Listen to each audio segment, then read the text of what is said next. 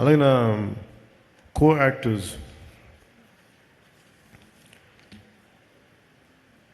First let me start with Prakash Raj గారు. నేను ఈ సినిమాలో ప్రకాష్ రాజ్ గారు ఉన్నారు, మీకు ఏమన్నా నన్ను అడిగారు ప్రొడక్షన్ వాళ్ళు, మీకు ఏమైనా ఇబ్బంది ఉంటుందా అంటే, సార్ నాకు అసలు ఇబ్బంది ఉండదు ఎవరితోటి. నా పొలిటికల్ అభిప్రాయాలు చాలా బలంగా ఉంటాయి.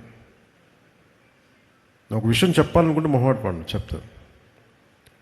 కానీ ఇంకొక నా యాక్టర్స్ కూడా అభిప్రాయాలు ఉంటాయి, దాని తప్పే లేదు. ఒక్కోసారి పర్సనల్గా అవుతుంది అది.